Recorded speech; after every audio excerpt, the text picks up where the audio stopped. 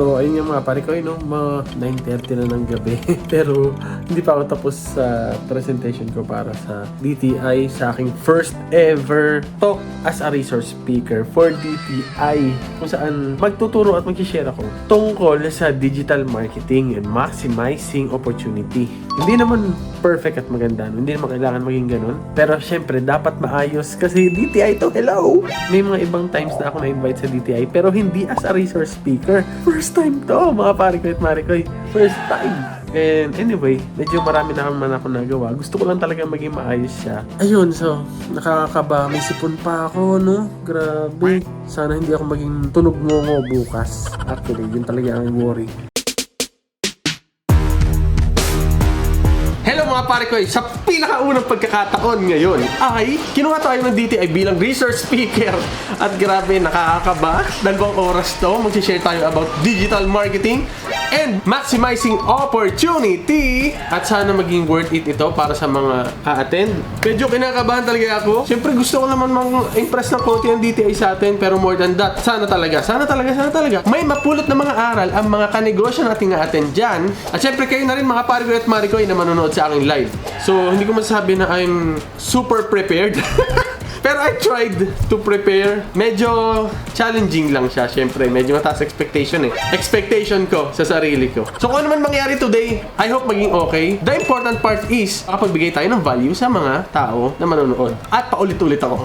Dahil yun naman talaga yung gusto kong sabihin, no? Ayan, dyan na nga sila. Nagsisimula na silang magsipasukan. So, ang mga kapanood nito is lahat ng manonood sa DTI Cavite. Sana maging okay at sana maging masaya silang lahat.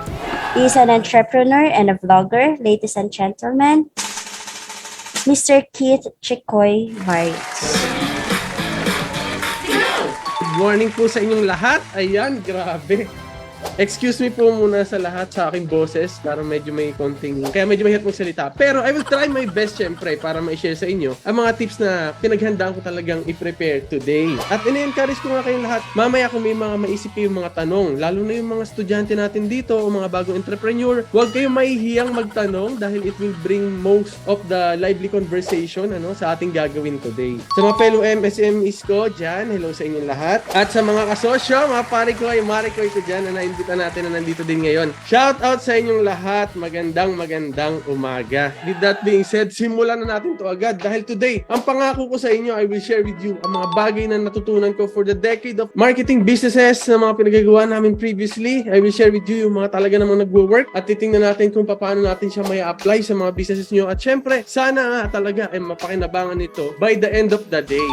2 oras nga ang lumipas at talaga namang napakarami naman napag-usapan at na-share ko sa kanila kung ano nga ba yung pin-repair ko. Pero mga pare ko at mare ko, alam nyo ba na habang ginagawa ko to, nare-realize ko talaga na may mga bagay talaga na dapat prepared tayo. Kumbaga kahit hindi natin inaasahan. Dapat yung handa yung sarili natin. Patuloy lang tayo mag-aral, i-develop natin ang sarili natin, kung ano mang paraan yan. Kung may trainer ka man, may kausap ka man, o kahit sa puro YouTube at puro libro, okay lang lahat yan. Ang mahalaga, tuloy-tuloy tayo, maging ready tayo para pag dumating yung opportunity, syempre, grab na yan. Ito, meron pong nagtanong sa ating Facebook. Best time to post sa mga online platform. Galing po kay Miss Karen Ruth Martinez. Iba-iba ang best time to post, pero ang mga Facebook, halimbawa Facebook at saka YouTube, parehas silang merong statistics kung kailan active yung ating mga customers. Yung mga followers ng ating page, nakikita at pinapakita ni Facebook kung anong oras yon. So the best is sundin natin yung mga part na yon, pero ang aking tip dyan is gawin natin at least 1 hour bago yung peak hour. Mahirap kasi sumabay doon sa mismong peak hours.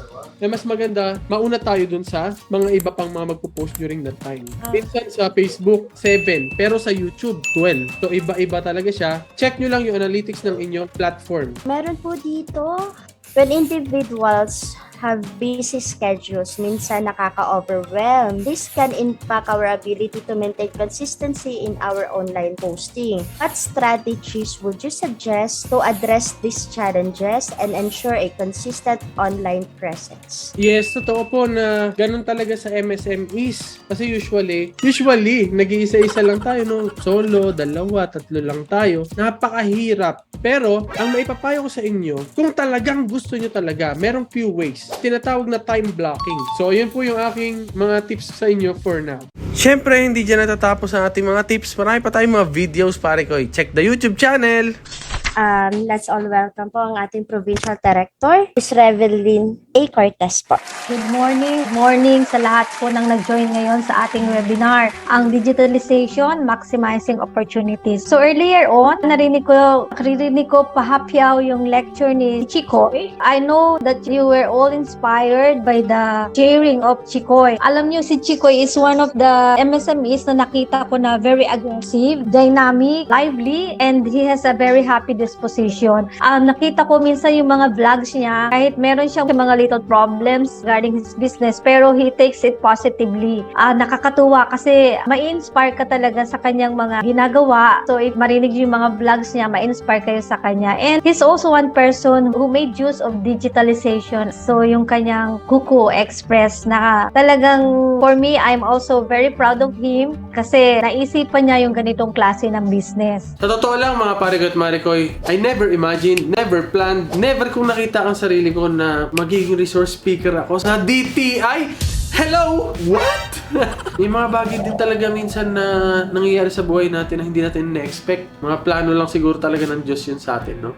At least na nairaos naman natin yun. Ang dami nating viewers, ano? Grabe. Over 100 eh. Normally kasi yung mga nanonood sa live stream ng DTI, mga less than 50. Pero ngayon, over 100. Grabe, sobrang dami na nun para sa akin, no? At tingin ko naman, nakapag-share tayo ng valuable lessons doon. Actually, proud naman ako doon sa nangyari. Nakakatawa. At mas lalo ko na-appreciate yung aking presentation dahil sa comment ni Ma'am Rev. Si Ma'am Revelyn. Nakakalakas ng loob. At sana makagawa pa kami ng mas marami pang mga content na makakatulong sa mga fellow MSMEs natin. Dito sa Cavite, kahit hindi lang sa Cavite, di ba? Kahit sa buong Pilipinas, malay mo naman. At sa inyo mga pare at marikoy dyan, ini-invite ko kayo sa group ko, Entrep Diaries, dahil dyan pwede kayo mag-share, magtanong, at kung ano-ano pa ang kuwento kung gusto nyong ichika sa mga kapwa natin entrepreneurs na talaga namang nagsisikap din araw-araw, katulad natin. Hit the subscribe button para maging notified ka sa mga susunod nating vlogs at patuloy ko i-share sa inyo dito sa YouTube channel na to kung ano nga ba yung mga ginagawa natin na tingin natin makakatulong sa atin mag-improve, makakapagpalaki ng ating mga negosyo at makakatulong sa iba. Kaya thank you DTI. Thank you, Lord. Thank you rin sa misis ko for encouraging me to join DTI programs. Especially nung KMMP. Ako nga pala si Chikoy Gonzales. Isa akong micro-entrepreneur na nakabase dito sa Cavite. Hindi pa ako successful.